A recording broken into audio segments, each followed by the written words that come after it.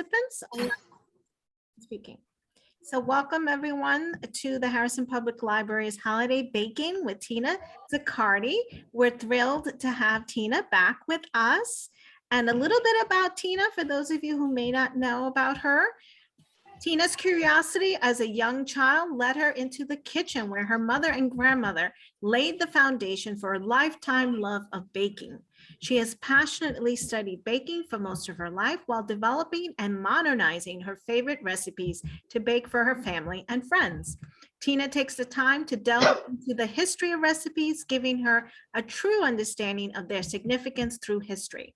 Her many television appearances include The Chew, The Today Show, The Rachel Ray Show, Hallmark Home and Family, Bridge Street, and Daytime. Tina has, and a slew of other ones. Tina has spent the last decade participating in cooking and baking competitions, which culminated in her crowning achievement, winning season 4 of ABC's The Great American Baking Show. So without further ado, welcome, Tina. Thank you, Giovanna, and thank you to the Harrison Library for having me come on and do another class. These are always so much fun. So we're doing 2 cookies today, 2 Italian cookies. One of them is brutti ma buone, which literally translates to ugly but good, but I don't think these cookies are ugly at all. And the other cookie we are doing is a cornmeal cookie with some currants called zaletti. So the first one we're going to start with is the meringue cookie, and we are going to start by making a Swiss meringue, which is the base of the cookie. There are so many different kinds of meringues. I'm just going to get started, and then I'm going to explain to you about the meringue. So in here we have some egg whites, and I'm going to add, and I'll have it over a water bath, and the water is just gently simmering, as you can see the overhead camera going. We're going to add some granulated sugar and a little bit of cream of tartar. I'm just going to do it by eye. And a pinch of salt. And we're going to whisk that up. And what we want to do is the egg whites to come up, to warm up, and we want the sugar to melt and to dissolve, so you don't feel any grit anymore. So the differences in the meringues are: there's a French meringue, which does not require any cooking. There's a Swiss meringue, the one we are doing today, which requires you to warm the egg whites and the granulated sugar. And the other one is an Italian meringue, which you still cook the meringues, but it's just a different method. You take water and sugar and you create a syrup to the soft ball stage, which is, I want to say 240 degrees. I'm not sure. Yeah. And what you do is you, after that's brought up to temp, you gradually add it to your egg whites while you're whipping. But we're doing the Swiss meringue, which is the easiest of the final 2, the Italian and the Swiss. And the reason I like this one rather than the French one is because you're ensuring that your sugar is dissolved, which helps with a nice, fluffy meringue and not gritty. It's not going to separate on you. And, and cooking it also helps. So that's why I decided to use a Swiss meringue method. So we're going to just whip this up a little bit. And if you don't have, since these are going in the oven, you don't have to worry too much about getting it to 160 degrees, but you do want to feel it between your fingers. And if you still feel some grit, it means that your sugar is not dissolved. And we want to keep mixing it and keep moving it around because there is heat under it. You don't want to have cooked egg whites. And I like to switch to a spatula after it's all mixed so you can really clean the sides, because a lot of times you get some sugar stuck to the sides of the pan. And this is the bowl that goes on my mixer. So we're making it nice and easy. We don't have to dirty a million bowls. So I think we are right at that point where we want to be. The sugar is dissolved. We're going to put this on the mixer. And we are going to just let it whip. And it's going to get really, it's going to increase in volume like 3 or 4 times. It's going to get nice and glossy, and we're going to get some stiff peaks. I need to plug that, unplug this, and plug in my mixer. I'm going to move the camera down so you can see how it starts and how it's going to end. I'm just going to move this out of the way.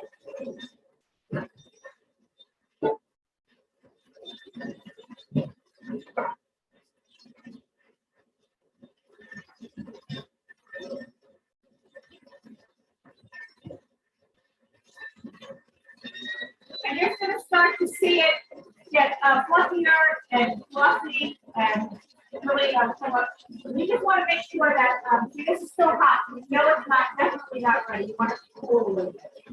So while that's going, I'll talk about what's going to go in the cookie. So after that goes with you're going to add to it a little bit of powdered sugar and some cinnamon, some vanilla extract, some chopped semi-sweet chocolate. What I use today is here the baking bars, and they're great because the recipe calls for 2 ounces.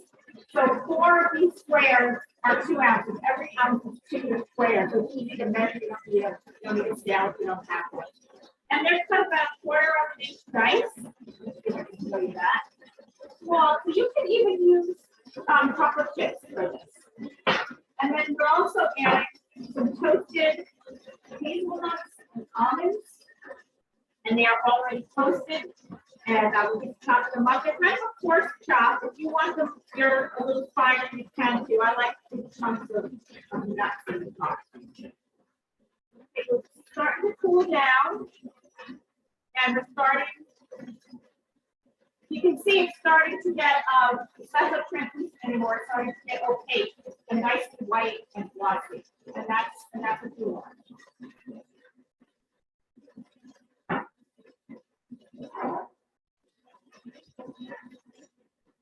These are super easy. We're going to put them on a parchment lined sheet, and we're going to use a scoop to scoop them out. So they're really easy. And I have that up to 25. We're going to see how this is going.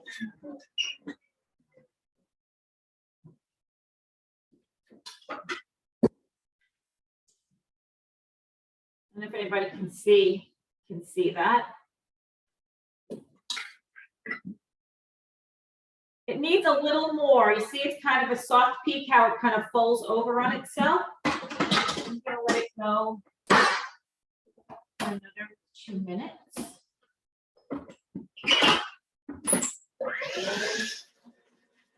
While that's going, we can actually talk about our second cookie, which is the Zaccardi.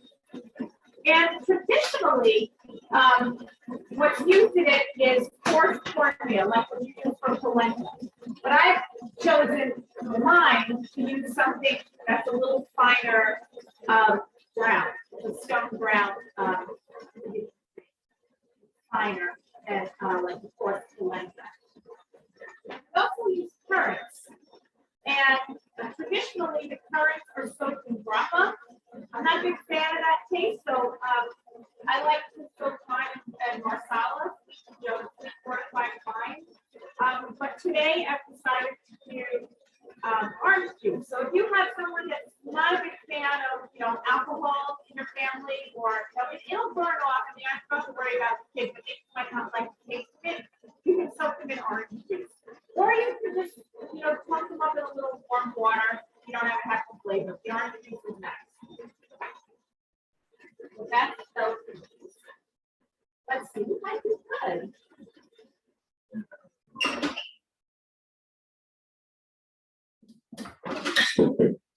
Yeah, this seems okay. See, it's holding a lot better. Everybody can see. There we go. See that? Every little bit off. Right now, this if you would have tasted it, so it tastes like marshmallow. It's so good.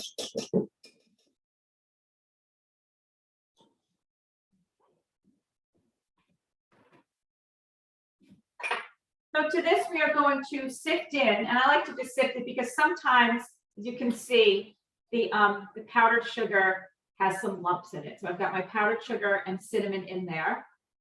So I'm just going to sift that in. Okay.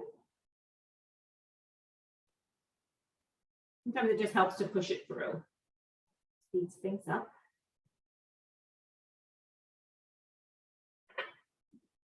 And we're going to add a little vanilla extract. I'm just going to eyeball it. Okay. I'm going to take our spatula. We're just going to mix that up a little bit. Make sure you scrape the sides, and then we're going to add our chocolate. We're going to add all these nuts. And these, when they're baking, are going to make your house smell so good.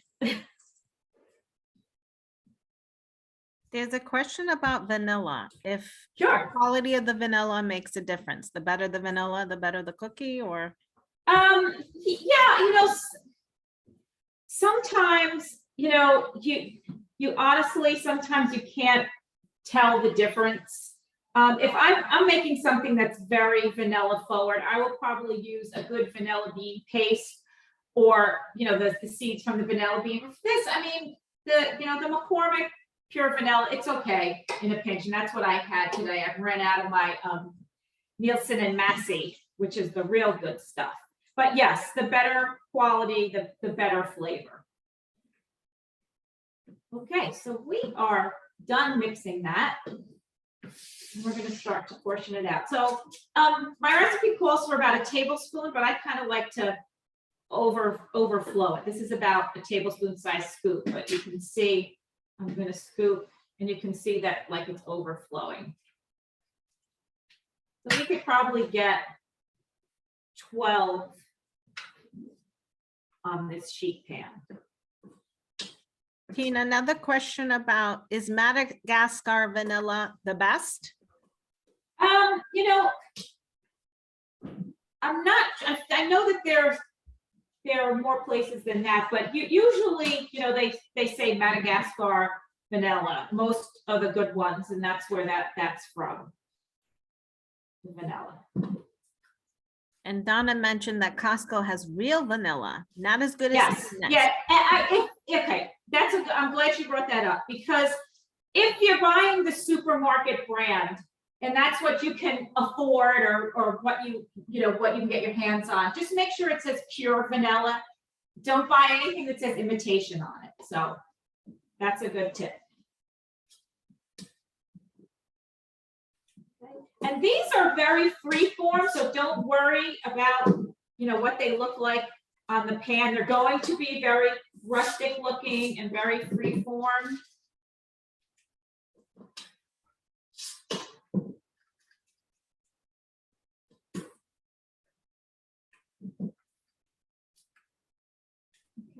And again, these are going to go in a 325-degree oven for about 20 to 25 minutes. And I still have some left in here, but I'm just going to do one pan for now. I'm going to go put these in the oven. I will be right back.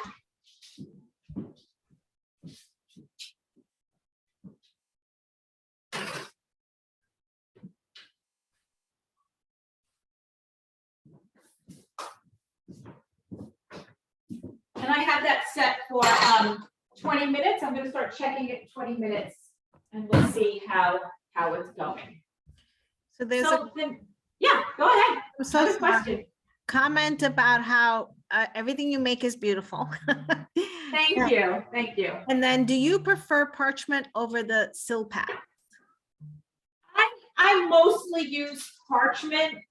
Sometimes the cookie tends to spread more, I think, on the silpat, because it's got nothing to like almost hold on to like the paper.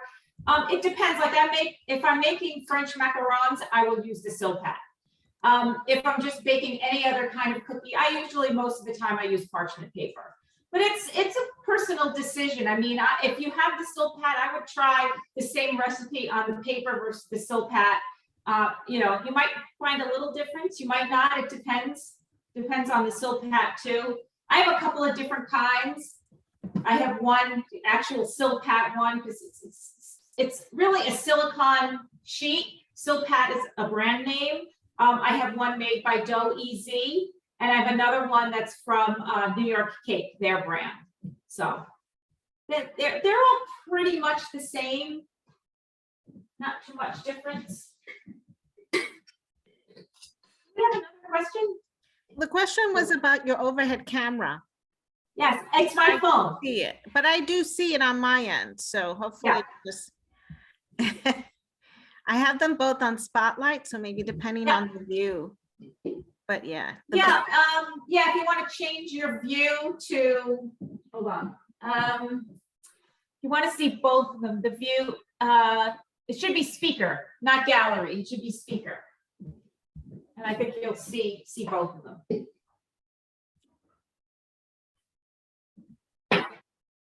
So we're going to start on our next cookie, the Zaccardi, and I'll just give you a little background about the name. So these cookies, allegedly, you know, just say allegedly because you never know. And one thing about Italian cookies is you can speak to 10 people about the same cookie and they'll have 10 different recipes and they'll make them 10 different ways. So a lot of these cookies are, you know, unique to a region, unique to a family. You know, you may have two grandmothers who make the cookies exactly, you know, do two different ways. So, you know, take all this with a grain of salt. So they're specifically from the Venice region, and their name comes from a dialect word giallo, which means yellow. So the cornmeal is what gives it its yellow tint. So that's the name Zaccardi. So there's butter in here, unsalted room temperature. And to that, I'm going to add some just granulated sugar. Make sure I'm telling you the right thing. I can't remember a million recipes, right? And we're just going to beat that until it's nice and light and fluffy.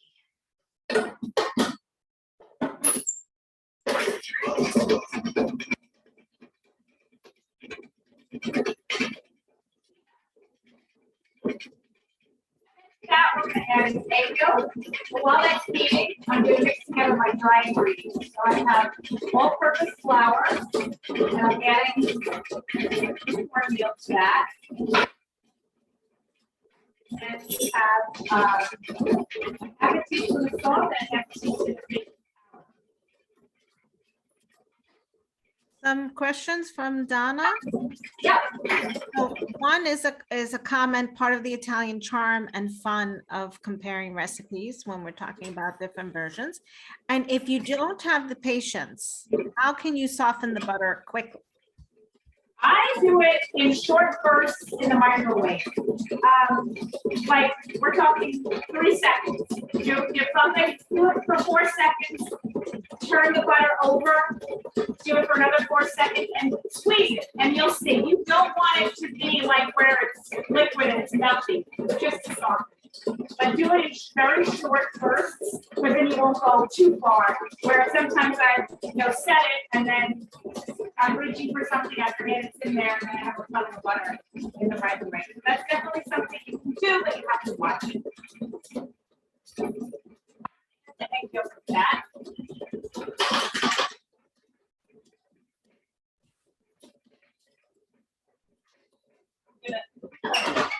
We need to scrape the sides.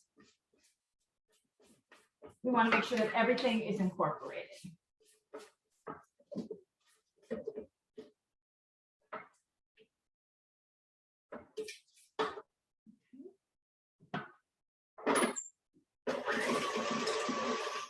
So we have our dry ingredients all mixed.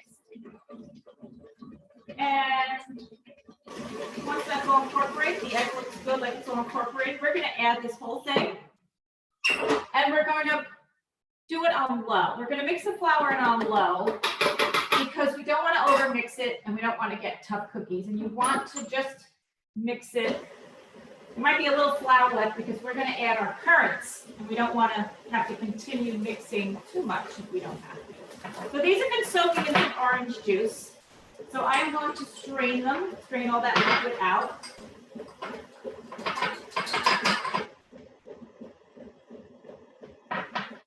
Okay, we need to scrape again.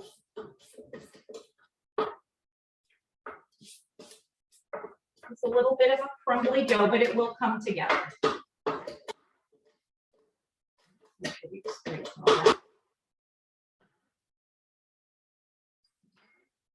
We just want to make sure that we've gotten all that liquid out. You can just squeeze them, press down on them a little bit. You can see.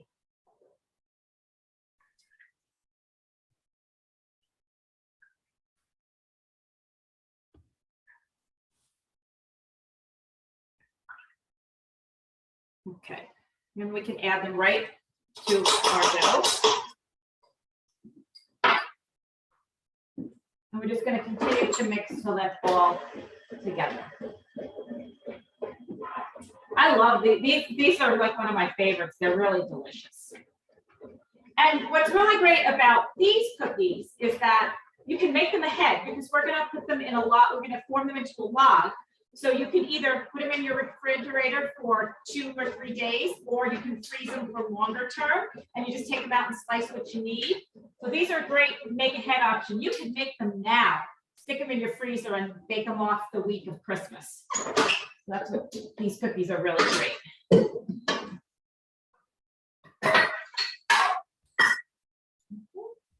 just going to get all this off the mixer, the beater.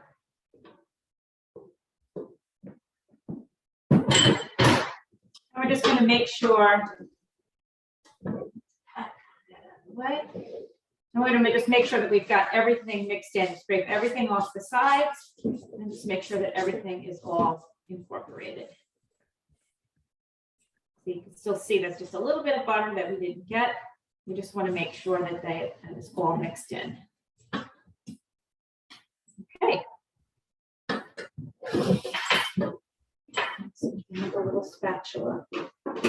Robin saying you were on the Chew, Tina. I love that show. Oh my God, I was so sad when it ended. I was on a while ago. It's 2013, so that is a long time ago. And you won, correct? Well, it was, yeah, they had a viewer dessert contest, and I made a blueberry peach crumb pie. So we've got some plastic wrap. And traditionally, you can either make these into a diamond shape or a triangle. You could actually roll this dough out and freeze it and cut shapes, but we're going to do it the easy way.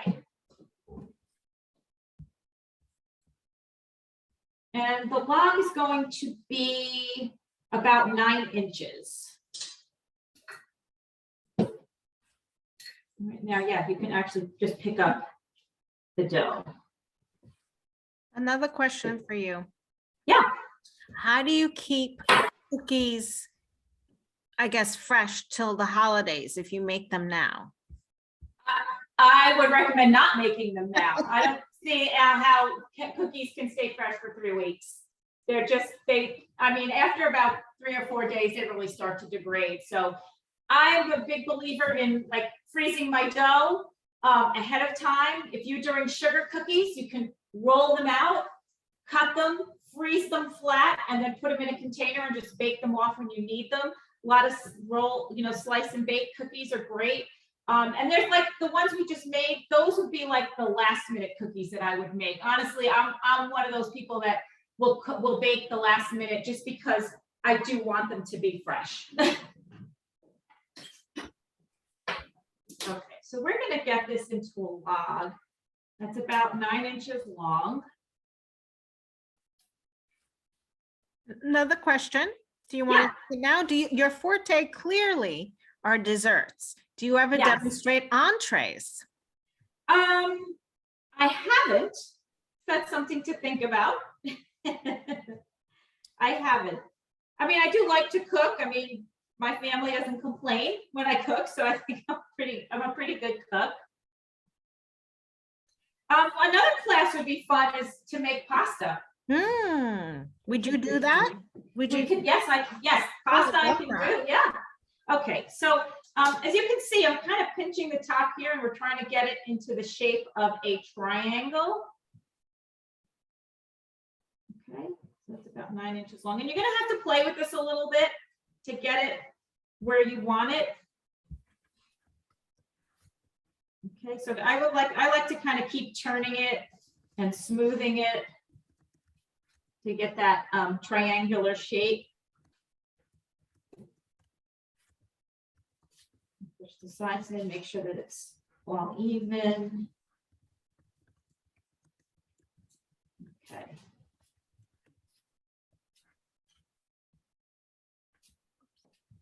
Okay. So I'm going just stick this in the freezer for about 5 minutes because then we're going to have to slice it and bake it. How are we doing on time? Oh, we're doing great on time. Yeah. Okay. So I'm going to just stick this in the freezer. And I think Giovanna has some library information she wants to share with everyone.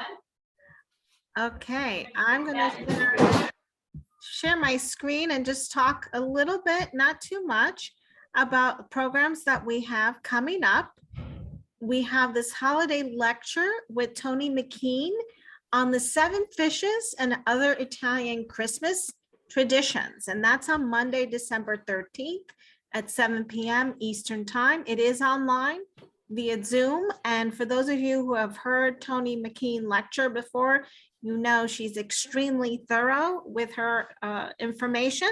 So she'll be talking about favorite Italian traditions that we celebrate during the holidays and how they came to be celebrated. And she will even throw in some delicious recipes for you to make and enjoy with your family. And she did say you do not need to be Italian to enjoy the program. Of course not. So I didn't have a good picture of fish that looked appetizing, so I put the panettone here since I know a lot of people indulge in panettone during the okay.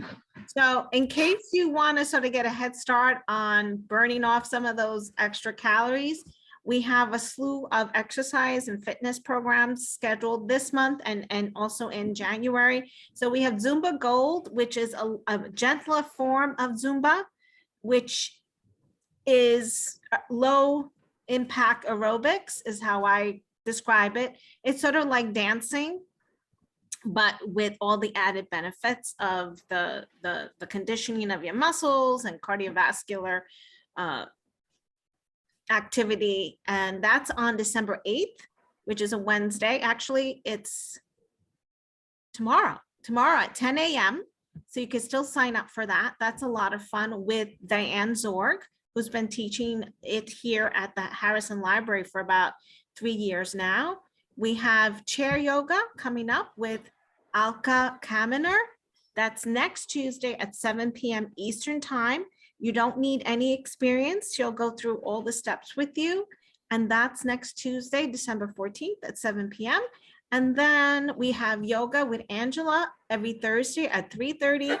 And the last one I'll mention is Pilates with Alina Aronsky. That is in January on the 6th, Thursday at 11 a.m. And you can register for any of these. You just go to the bottom of the screen and you type in and your email address and your name. If you don't have an email address, you can give us a call and we will add you to the list. So if you want to see the recipes, I know a few people asked about the recipes.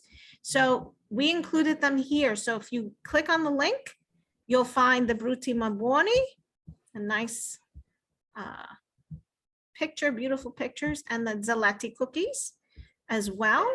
And I have hard copies of this as well, what you see. Great. So for anyone who doesn't have, for whatever reason, access to them online, you can definitely stop by the library and grab one.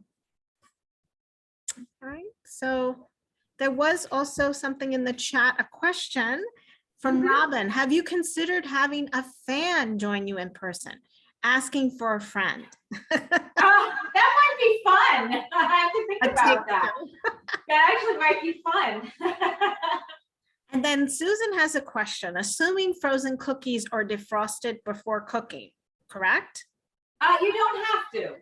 Some of you could just put right on the cookie sheet and bake them frozen. You might need to add a minute or two extra cooking time than what the recipe suggests, but you can do that. Like there are some cookies I know, like for example, like they call them either Mexican wedding cookies or Italian wedding cookies or Russian tea cakes. They have nuts in them and there's butter and flour and you roll them into balls. You could freeze those balls ahead of time and then just put them on your cookie sheet, maybe let them sit for about 5 minutes and then bake them. So, you know, a lot of cookies can be frozen. A lot of dough can be done ahead. The only dough I would hesitate to freeze is spritz dough because it just makes it, even if you bring it to room temperature, You know, the flour has absorbed a lot of moisture, and it's very hard to pipe. Any kind of cookie that you're piping, like a piped shortbread, I have 1 or 2 recipes out there on my site.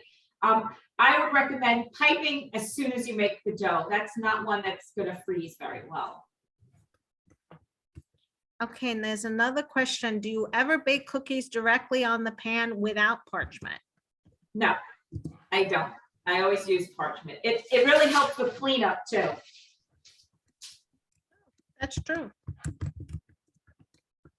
And there's just a question that came directly to me about the program, whether it be recorded, and it is recorded. It and is. It will be available on the library's YouTube channel, Yep. most likely by the end of the week. And that YouTube channel has like so much stuff out there. If you missed something, take advantage of it. yeah, it is a lot of fun because we've recorded some of the fitness programs.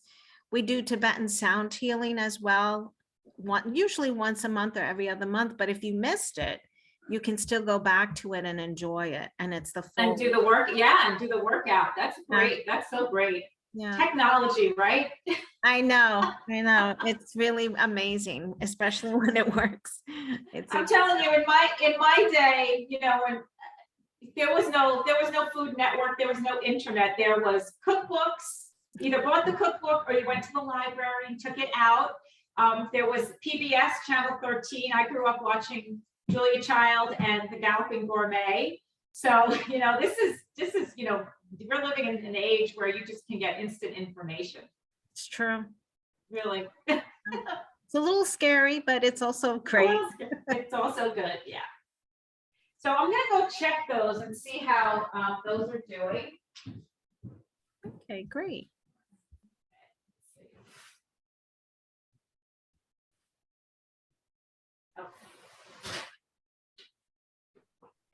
They still need a little more. So what I did was they are kind of starting to puff up, and they're getting these little beautiful cracks in them, and they're getting like crispy on the outside. They're still a little soft on the inside, and the way you can tell is I kind of took one and kind of moved it a little, and if it feels a little squishy, it just needs to go a little more. You don't want it totally firm because you want that chewy center, but I've had it in for, usually it's about 25 minutes. I have it in for 20 minutes. They're not quite done yet, but I'm going to check on my other cookies in the freezer, and I think we'll get through. We'll be able to, Sure. we'll be able to slice them.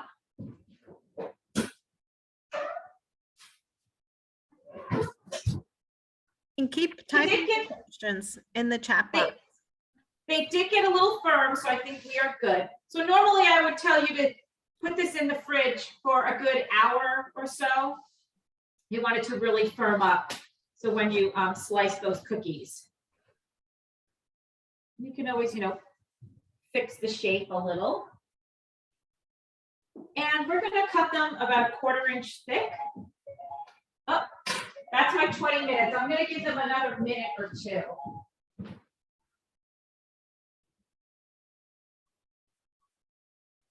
And that should be good. So this is your, you know, your standard slice and bake. And we're just going to just cut them 1/4 inch thick. And if you're having trouble, you know, making that triangle shape, feel free to do round. They're going to taste exactly the same. Just keep cutting until we feel you should get about 12 on the cookie sheet. And they are a little soft, so but we're going to make do. So Tina, a comment and a question for you. Yeah. So if you're considering an entree appetizer, if that's in the wings, there's a request for Russian pierogi. Oh. And that, Actually, I have a neighbor who is Russian. I'll get all the information from that'll be a her. participant, yeah. And then a question from Janet, can you use something other than currants, like cranberries or raisins? Yep, you can use dried cranberries would be terrific in here. Some of them are kind of big, so I would chop them up a little finer, don't use them whole before you put them in. And those you probably don't have to soak. If you want to, you can cranberries and orange juice is a great combination, or even Grand Marnier, like an orange liqueur and the cranberries would be really nice.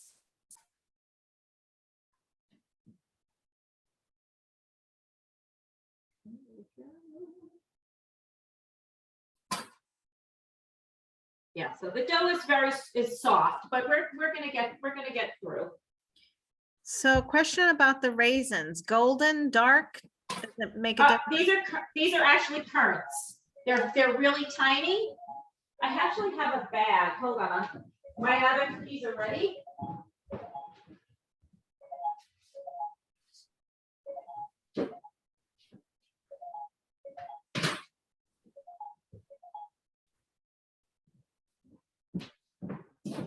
Let me cut these and get them in the oven, and then I will. Sure. We can talk about that while these are baking. I just cut them. There we go.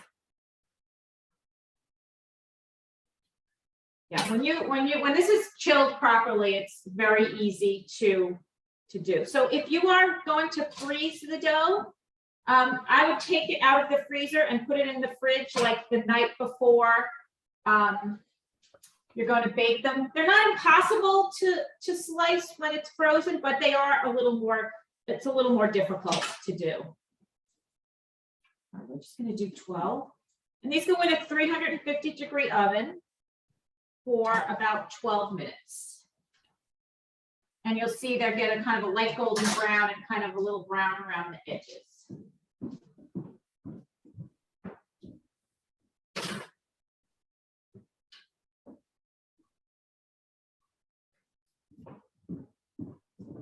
So the currants that I use today, but I mean any currants, is Sunmaid makes them Zante currants. Everybody can see that. So they make currants, and I actually, since COVID, they haven't been doing it. I used to go to Whole Foods and get them in bulk. They're a lot cheaper than buying them in the prepackaged.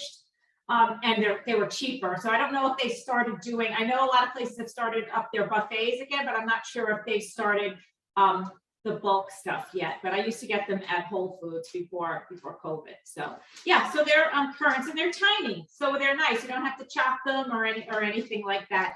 And the soaking them in the marsala or the grappa or the orange juice isn't really about clumping them up. It's more about the flavor that it adds to the cookie. So you can, flavor it the way you like. Okay, so I'm going to take this, rack the rest of it up, stick it in the fridge, and I'll show you these cookies that we have already.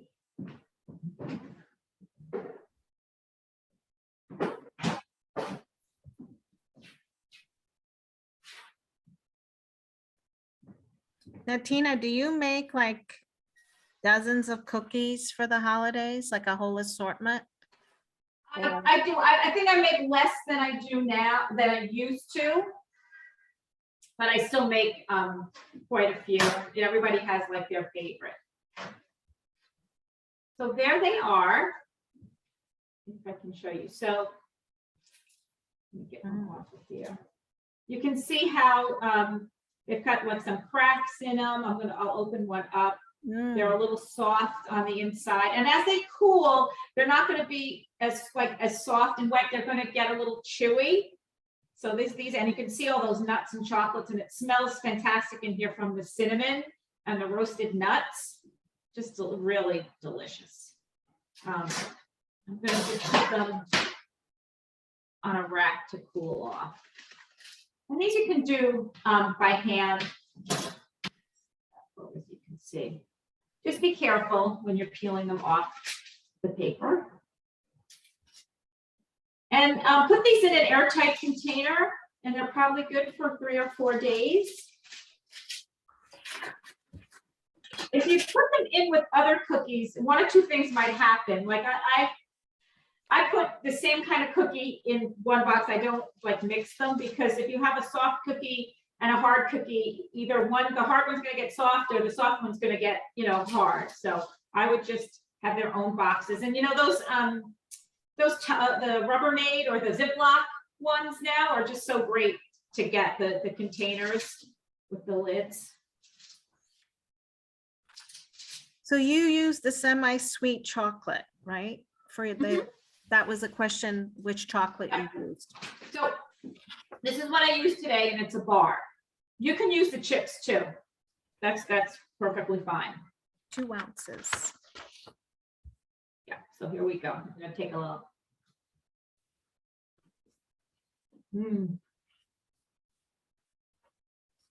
They're still warm.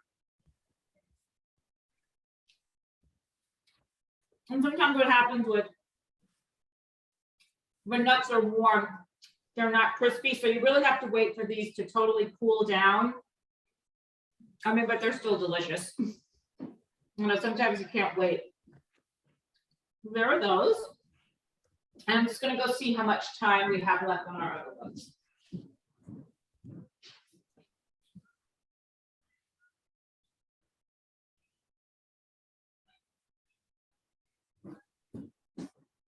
We still have about 7.5 minutes for those. So if anybody has any questions or any comments. There's a question anything- about the name brand of the chocolate. And now I saw you show the Ghirardelli. Is that your preferred brand? It's just the one I have on hand. I mean, any semi-sweet chocolate. You can even use the chips in here. The only thing with the chips is they have like additives in there so that they really don't melt as nicely as some of the premium chocolates, because they're meant to put in cookies. So you want to keep that kind of morsel shape in your chocolate chip cookies if that's what you like.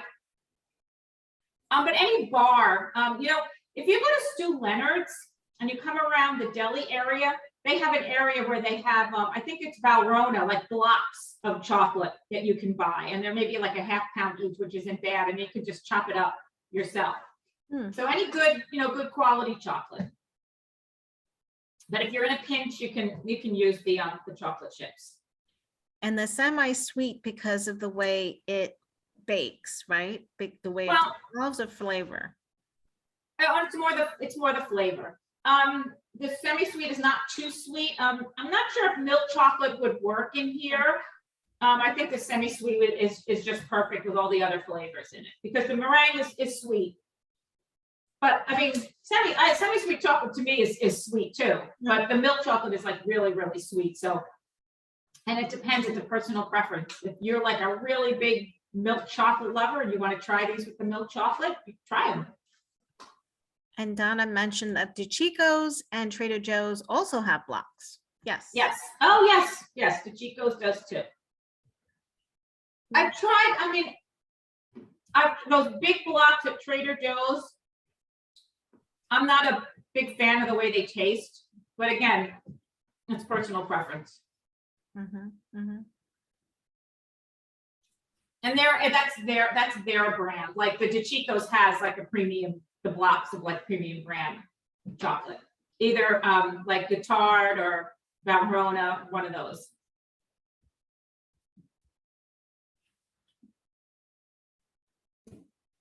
So we're just waiting on those cookies now. So I was going to say, if anyone wants to follow Tina to her next baking event, she's doing another one for Eastchester Public Library tomorrow evening. Tomorrow night at 7 o'clock, we are making a Yule log or a bûche de Noël at 7 o'clock. I think you can still sign up for that. If you go to my website, tinazaccardi.com, and you click on baking classes and demos, there's a link right there. And you can always follow me on my Instagram, which is the Italian Cookie. And we are doing Italian cookies today. And then I'm doing a cookie class through the Bronxville. It's a hands-on cookie class, and that actually sold out, and there's a wait list for Thursday night. So I had done one last week, and this was the overflow, and now this one's getting overflow. So yeah, hopefully we'll be able to have something on site as well in the spring. yeah, that'll be fun. B. John wants to know if goodie bags are available for pickup. No, I wish. I wish too. I'd go and pick them up for you, but no, not this time around. unfortunately. Let me go check and see how much time we have. We did a Diwali festival. We did a program on different traditions, and we did have cookies for that one. And people were able to pick up little packages, Oh, that was nice. which was very nice. Yeah. Yeah, You'll have to bake them. That's it. You'll have to bake them and that's right. we'll have them. They're starting to cool, and as they cool, the nuts are starting to get nice and crisp and crunchy. And the inside's a little chewy. You know, like these I could just eat. They're really light. I could just keep eating these all day. No calories when you're doing it for work, right? That's right. I remember the advice column, Ann Landers. She posted this thing where if you're eating dessert with a friend, the calories don't count. If you're eating dessert with a diet soda, the calories don't count. All these funny things. It's we have hard. about another 2.5 minutes to go. I want them to be fully cooked so you can see. But yeah, I mean, if you log onto my website and bring up the recipe, you can see the fully cooked cookie and what it should look like. And they may spread a little more because if they're chilled properly, they're going to be colder than what we put on the pan today. So Somebody wants to know where your kitten is today. oh, both doors to the kitchen are out because he would be in here with his face in these. He actually has a sweet tooth. He's like stolen cookies. Oh, And we found out that I can't have him in the kitchen. The other one, she's good. She stays on the floor. She'll just hang out. But he's only 8 months, and he's a wild man right now. So he's starting to calm down, but he's just, yeah, so cute. Can't get mad at him. no. I can call up. I can share my screen and call up the image that you have. Sure. And somebody said you're very inspiring. Oh, thank you. I want you to get out there. I want you to get out there and bake. There they are. Definitely. They're the Brutti Buoni. And this is the recipe that's online as well. And the whole method. Okay, so these have about 1 minute and 20 seconds to go, and they're just starting to get brown. Yeah, see that beautiful, here, I'll break another one in half so we can see. Everybody can see that. Yeah, they're beautiful. There they are. The hazelnuts and yeah, that one's still warm, so it's gotta cool. My stove gave me a 1 minute warning.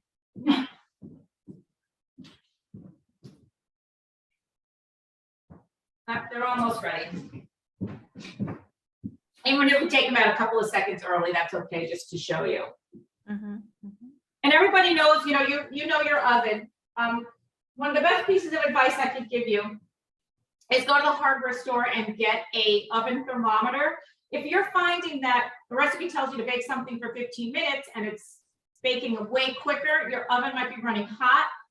And the same for the converse. If you're, it's taking like 20 minutes to bake and it says 15, maybe your oven is running a little cold. So get an oven thermometer and make sure that what you're setting on the dial is actually what's going on inside. And another thing is so a lot of the newer ovens will like beep when it's preheated. Oh, they're done.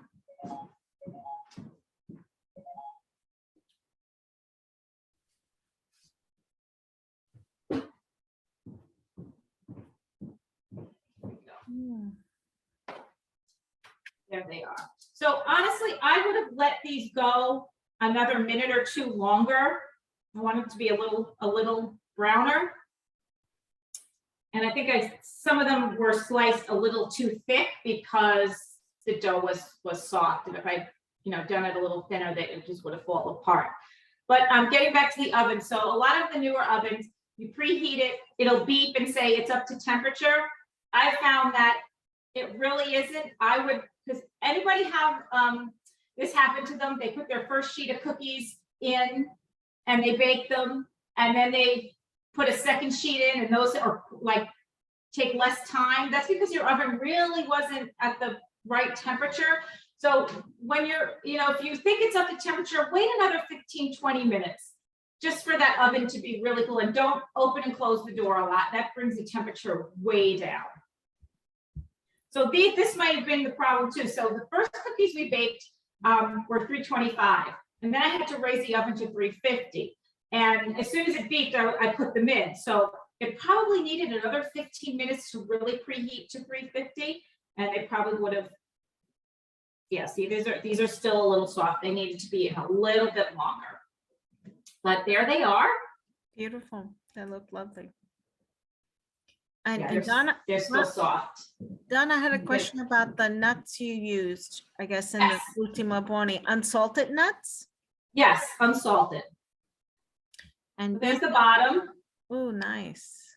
They're nice and brown. So again, these have to cool off.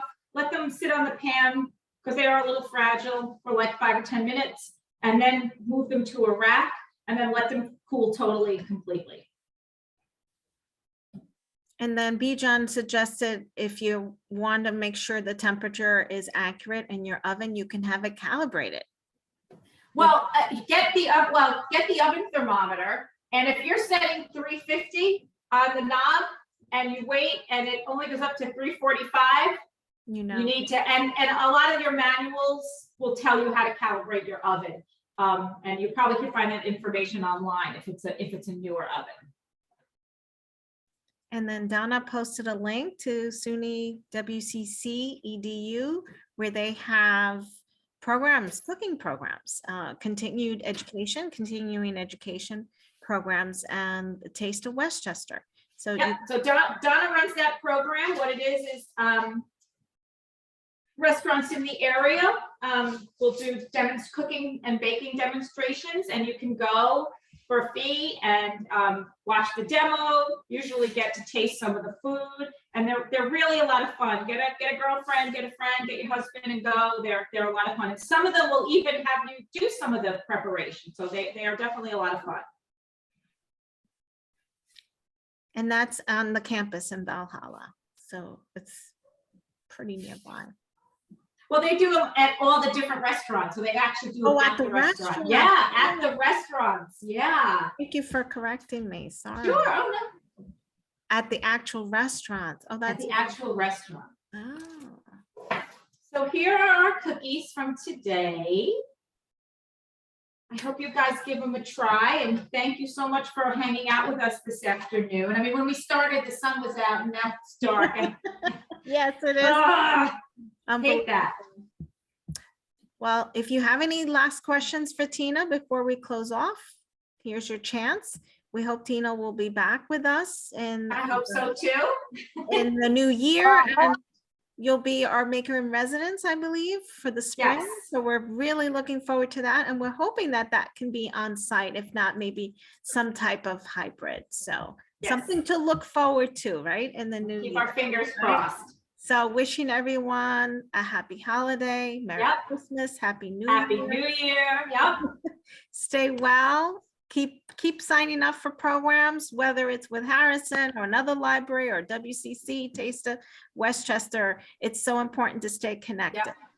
And if you bake anything, bake any of these, I'd love to see your pictures. You can always, there's a get in touch tab on my website that'll take you to a form, and you can fill it out and it goes straight to my email, or you can direct message me on Instagram on the Italian Cookie if you have any kind of baking questions or you want to show me what you're baking. I'd love to see them.